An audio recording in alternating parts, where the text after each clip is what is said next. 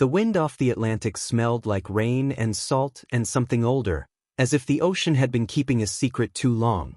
Ava Reed set her suitcase on the cracked stones at the base of Breaker's Light and tilted her face to the sky. The lighthouse rose above her like a spine of white bone, paint peeling, glass clouded, a relic waiting for a pulse. Her grandmother had called it stubborn. Ava called it a promise. She had not planned to inherit a lighthouse. She had not planned to return to Rockport at all. But the letter had come on a gray Thursday in Boston, a lawyer's neat script telling her that Evelyn Hale, librarian, collector of stories, occasional liar, had left Ava the deed to a tower built in 1873 and the land it leaned upon. "It'll fall into the ocean without you," the lawyer had said kindly, as if the structure itself had sent him to plead. "Your grandmother said you were the only one who could make it stand again." "I restore brownstones," Ava had replied. "Not beacons." "Stone is stone," he'd said. "And you're you." Now the gulls wheeled and scolded as she pushed the warped door and stepped into cool shadow. Dust lifted in a soft sigh. The spiral stairs climbed into dimness. She could feel the place thinking. On the lowest shelf in the keeper's room, she found a ledger with a cracked blue spine, dates scrawled in pencil that had faded to the color of tea. The last entry from decades ago read, "Lantern trimmed. Fog rolling in. Pray the horn holds." Her phone buzzed. "Welcome home, Ava." The number was unknown. She stared at the message until the screen dimmed. The wind crossed the threshold and lifted the hair at her neck like a quiet hand. She met Eli Turner the way you meet a man in a town that remembers everything. He climbed the path from the harbor with a coil of rope over one shoulder and a grin that made you forgive the rope. He was broader than she expected and gentler, the kind of gentle you only learn after pulling men out of bad water. He worked search and rescue for the Coast Guard, his mother ran the bait shop, his entire childhood could be measured by tides. "You're Evelyn's granddaughter?" he said, not a question. "I'm trying to be," she said. "I'm Ava." "I'm Eli," he said, like the sea introducing itself. "We've been waiting on you." "Have you?" she said dry. He nodded at the tower. "She creaks loud in a nor'easter. We pretend it's a song. Let me know when you want help hauling glass. The lantern room will make you swear and pray in the same breath." "People keep telling me to pray," she said. "People around here keep secrets in church basements," he said, then shrugged. "Also coffee.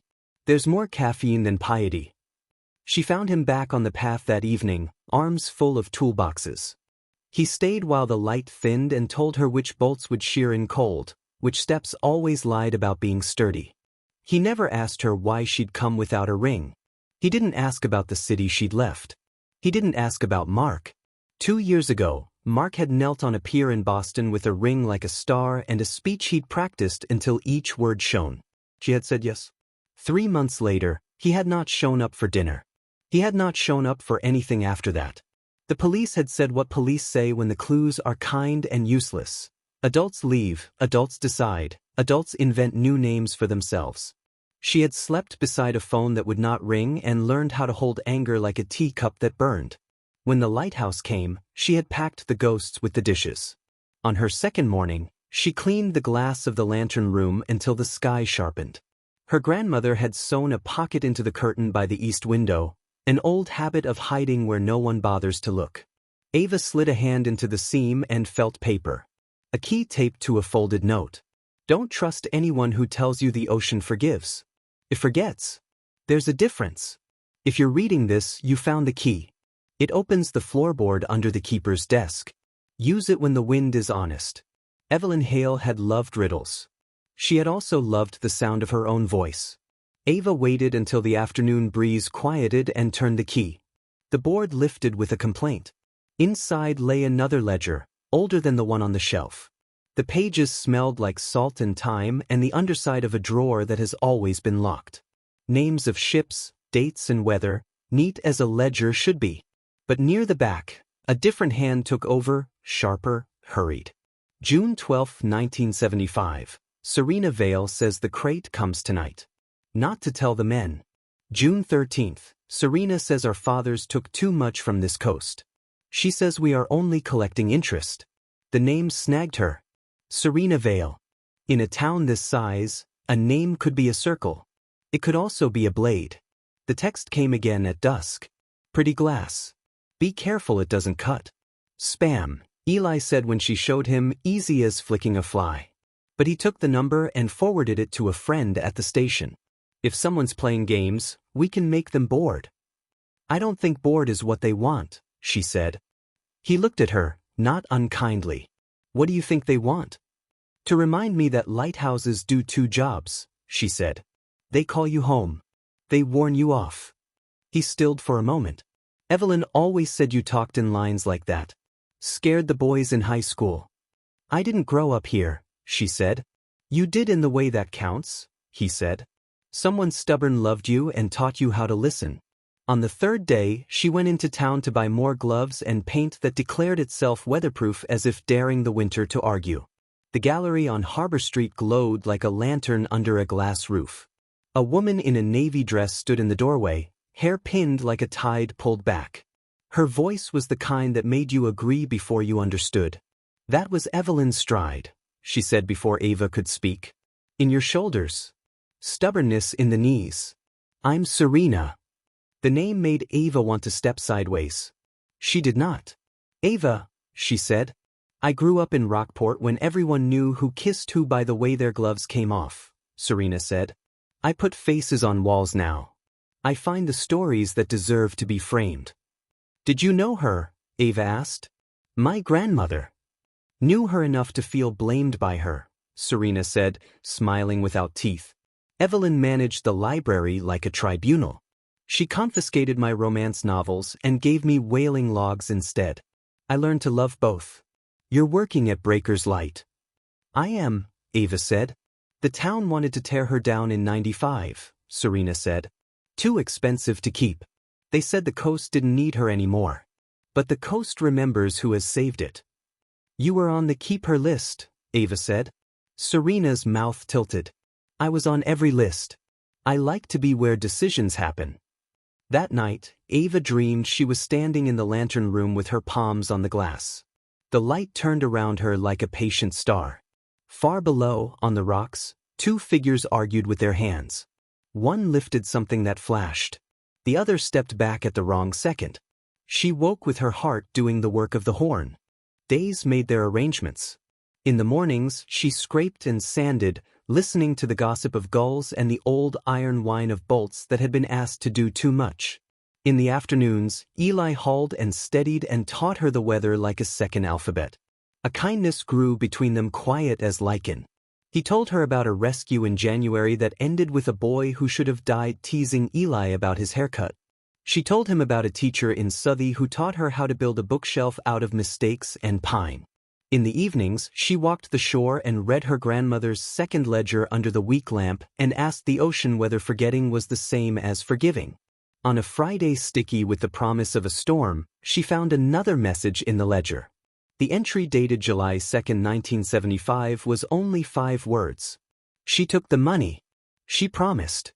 She brought the book to Serena's gallery the next morning with her thumb marking the page as if it might try to escape. Did you ever know a keeper's daughter? She asked. In the 70s. Someone who would have written that. Serena held the ledger like something from her own attic. The daughter of the last keeper. Leah Carter. She vanished the summer I was born, Serena said. People said she ran. People always say girls run.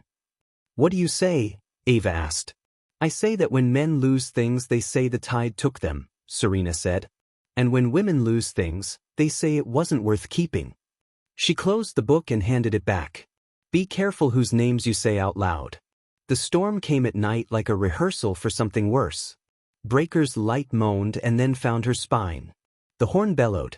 The glass sweated. Ava stood with a wrench in her hand and felt more alive than she had in years.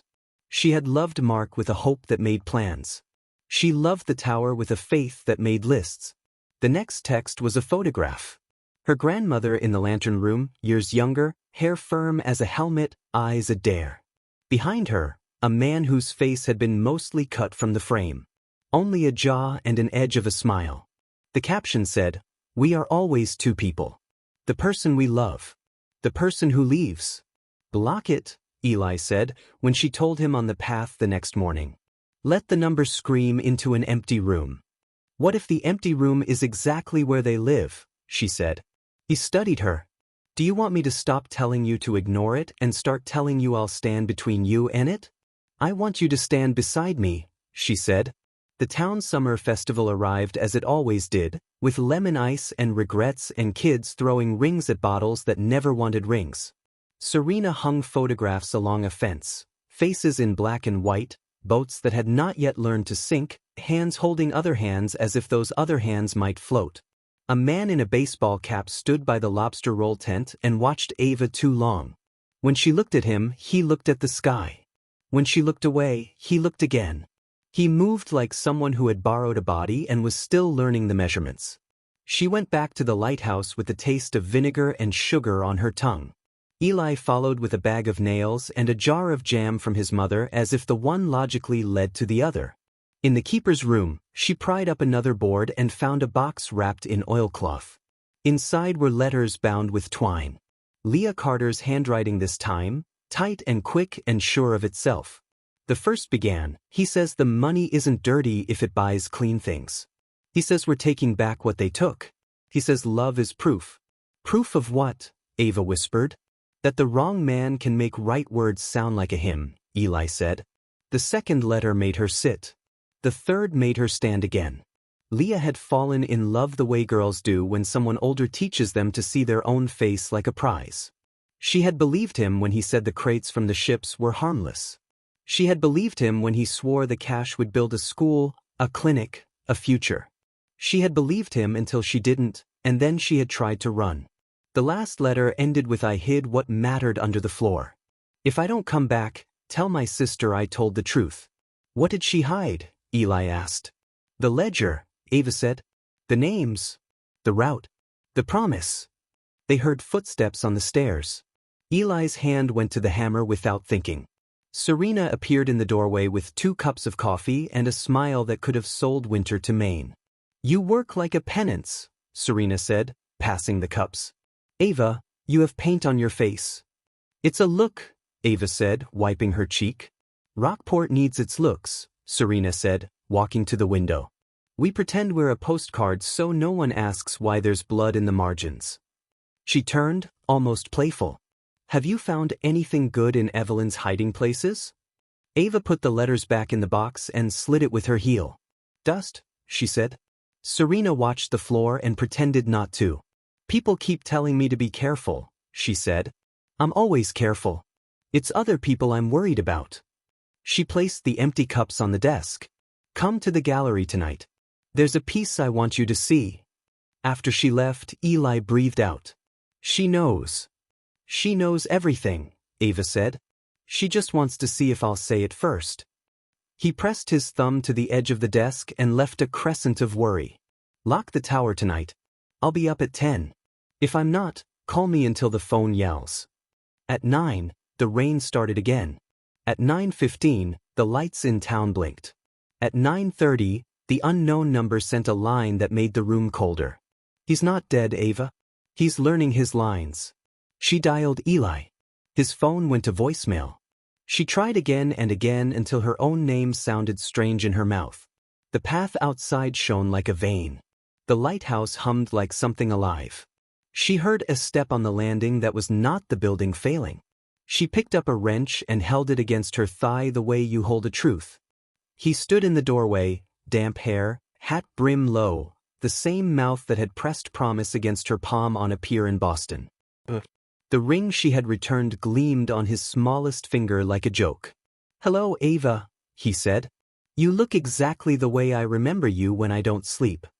Mark, she said, which was both a name and a prayer that God would pick up this time. He smiled like a man on a stage who knows his lighting. I heard you inherited a lighthouse. Evelyn always did think you saw better in storms. You left, she said. You left me at a table with 2 plates and a story I couldn't tell. I had to, he said. They needed me to disappear. It's harder to sell a ghost if anyone can find the body. Who is they? She asked, though she knew. People who understand tides, he said. People who move crates instead of faith. People who know that money buys penance faster than prayers do. He tilted his head toward the ceiling. Leah was too pure. She thought secrets could be folded and placed where no one would step. People step. We find them. Serena, she said. She collects stories, he said. She frames them. She decides which ones hang. He took a step closer. She wants the ledger. She wants the map you found. She wants the comfort of knowing the coast will still pay her back. A wave slammed the rocks and made the tower lean like a ship remembering how to be wood. Mark looked at her hands and smiled without warmth. You always did like to hold tools, he said. Put the wrench down. She didn't. Where is Eli? Busy, he said. He likes to pretend he can fix everything that falls. He can't fix me. He can't fix this. He held out a hand. Give me the ledger. I'll deliver it, you'll sleep, Rockport will keep its pretty, and tomorrow you'll still have your little beacon. You want me to put a coat of paint on a lie, she said. I want you to stay alive, he said. I owe you that much. She laughed then, and the sound surprised both of them. You owe me the year you took, she said. You owe me the children I named and the dumb dog we almost adopted. You owe me the version of myself that believed you. He moved faster than she wanted him to. He was the same man and not. He took her wrist and turned it. The wrench fell and hit his boot and he swore, human and small. She kicked the wrench toward the stairs. It clanged down like a warning. Don't make me, he said, and for the first time the stage lights flickered and the man she had loved showed in the dark behind the man he had become. He looked tired. He looked ashamed. He looked like someone who had been told too many times that nothing could be done but this. Do it to yourself, she said. Serena's voice came from the stairs like silk birds. Men are better at speeches than choices, she said, stepping into the room as if it were her own. She wore the same navy dress and a smile that belonged behind glass. Hello, Ava. You could have brought the book to the gallery. We would have had wine. We could have pretended this is how stories end.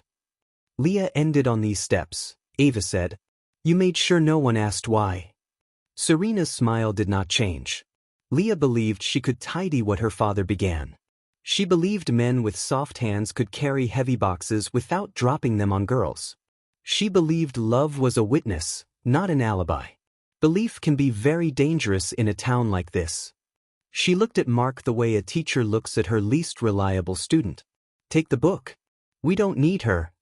Mark hesitated, and in that pause Ava saw a future she would not accept. She ran for the stairs. Serena was faster than a woman in a gallery had any right to be. Her hand closed on Ava's jacket and pulled. Ava twisted free and skidded down 2 steps and caught the railing with her ribs and thought, this is how bones learn. From below, another sound entered the storm. A horn. Not the lighthouse. The boat. A boat too close. Eli, she said, and then she was laughing and crying and moving. She took the spiral not like stairs but like a rope. She reached the ground floor and shoved the door and the wind made her small. The beam of the patrol boat cut the night into pieces. Eli stood on the bow with a loud hailer and the face of a man who has decided today will not be the day he fails. Step away from her, he shouted, voice thrown by weather into something holy. Put your hands where I can see them. Serena appeared behind Ava, smooth as tide. This is a misunderstanding, Officer Turner, she called. We're just reminiscing. Mark came to Ava's shoulder. Give me the book, he said softly. Please. Ava looked at him the way you look at a place you once lived when you drive by to see if the porch light is still the same. No, she said. He went for her. She ducked. He hit the doorframe and swore again. Serena moved, quick and sure, toward the desk. Eli saw it and leaped from the bow as the next wave lifted the boat, and the world forgot how to behave. He hit the rocks hard and kept his feet. He ran up the path and into the tower and took Serena by the wrists with the kind of grip you learn hauling men out of surf. She slipped like a fish and cut his cheek with her ring. Tisk, she said. You bleed for such small things. Mark dragged Ava toward the stairs. She caught the door with both hands and made herself heavier than he remembered. Stop, she said. He did. Not because she told him to, but because the lighthouse horn blasted and the sound made thought leave. Ava used the shock and drove her foot into his shin. He dropped to one knee. Eli shoved Serena back and reached for Ava's arm and steadied her, and for a second there were no villains and heroes, just 4 people in old weather choosing. Serena recovered first. She went again for the desk. Ava threw her body across it. They hit the floor together. The ledger slid. Eli grabbed it and shoved it into his jacket and pulled his radio and called in a string of numbers that meant help with urgency. Mark lunged. Eli blocked. Men who had once known each other's laughter learned the shapes of each other's fear. Enough, Serena said, breath even. You want to spend dawn explaining history to boys with badges? Or you want to go home and pretend you didn't open a box that wasn't yours? Leah's letters were never yours, Ava said. They were a confession. You turned them into a map. Maps keep people from drowning, Serena said, almost kind. So do lies. Not tonight, Eli said. He kept his voice level, the way you speak to panicked swimmers. Serena Vale, you're under arrest for assault and conspiracy. Mark Delaney, you're under arrest for assault and obstruction. Sit down before the next wave makes you wish you had. The siren from the second boat reached them, blue light like a heartbeat on the walls. Mark looked at Ava once more, the performance gone. He looked like a boy at the end of a bad dare.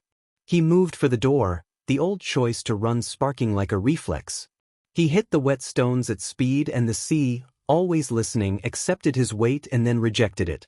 He slipped, slammed a shoulder, slid toward the water. Eli lunged and caught his jacket. The fabric tore. Mark went into the dark with a sound that was all air. Ava moved before she could think. She grabbed the coil of rope by the doorway and threw like a woman who has a lighthouse in her blood. The line landed crooked across the rocks. Mark's hand found it. Eli braced. Serena stood perfectly still, as if this were a painting and her stillness would keep the frame polite. The second boat's crew reached them then, boots sure, hands sure. They hauled Mark back onto the rocks like a bad idea rescued. He lay on his back and coughed and looked at the sky like someone had returned him a thing he wasn't sure he wanted. Serena did not struggle when they cuffed her. She smiled up at the rain and said, "You'll hang the wrong story." She looked at Ava. "And you'll live in it." "No," Ava said. "I'll live beside it." Paperwork ate the night and some of the morning. The ledger went into a bag with a seal. Leah Carter's last letter sat in Ava's pocket like a warm stone. Mark sat in a metal chair and asked for a lawyer. Serena sat in a different metal chair and asked for tea. When the sun came up, Rockport pretended to be the same town it had been at noon yesterday. The ocean, which had forgotten worse, smoothed its face.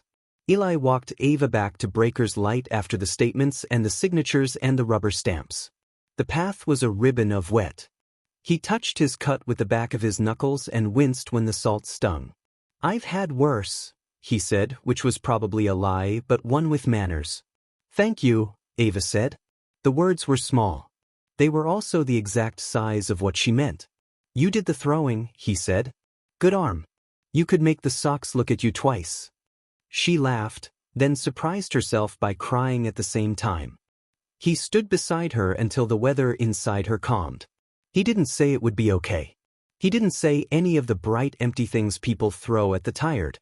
He said, finally, "You're safe." "I believe you," she said. They climbed the stairs and stood in the lantern room. The glass she had cleaned reflected a woman who looked like herself and like someone who had decided something.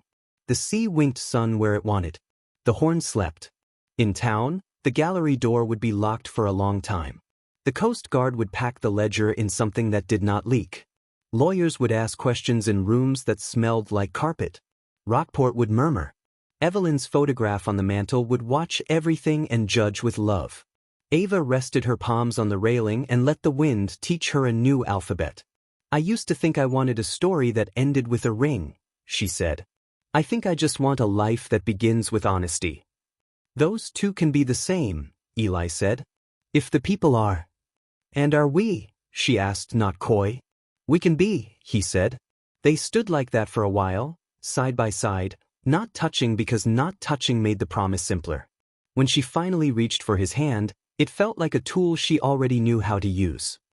He laced his fingers with hers and breathed out like a man who had been holding a breath since January. Summer slid toward something else. Workers came with scaffolds and new glass and old patients. Ava balanced on planks and laughed when her hair stuck to her forehead. Eli brought coffee and the kind of sandwiches that fall apart in clean halves. They found Leah's sister in a town 2 hours up the coast and gave her the letter she had been waiting for all these years. The woman cried and then slept an entire day. Serena's name rolled through courts and donors and quiet dinners. Mark pled to less than Ava wanted and more than he deserved. He sent a note through his lawyer, "I'm sorry." She let it be a leaf in the river, something that moves away without being chased. On the day the lens went back into place, the town came out like a congregation. Children leaned on railings. Old men told the same story differently to see if anyone would notice. Eli's mother brought a table of food and declared that no one was allowed to help until they'd eaten something fried. When the sun dropped, Ava climbed the stairs alone, turned the switch, and watched light spill. It swung out and touched the water and came back, swung out and found a boat and came back, swung out and landed on Eli's upturned face and stayed an extra heartbeat as if to say, "This one, keep this one, you have earned him." Ava looked through the glass and saw herself not as a keeper but as something quieter, a mender. She put her palms on the metal and felt the hum in her bones. "Thank you," she said, to the tower, to the girl she had been, to the woman she had become, to the man on the path. The wind carried her voice away and then, maybe, returned it to her changed. She went down the stairs and into the night and found Eli by the door. He reached for her and didn't ask for permission because the permission had already been given in all the days they had fixed things together. "I'm here," he said. "I know," she said. They stood with the ocean insisting and the light doing its work and the town pretending not to watch. Above them, the lantern made a rhythm, steady and ancient, the kind of rhythm a heart believes even after someone has taught it to be suspicious. The beam swept the water, returned, swept again, returned. A call home. A warning off. 2 jobs, done at once, the way love is when it's finally honest.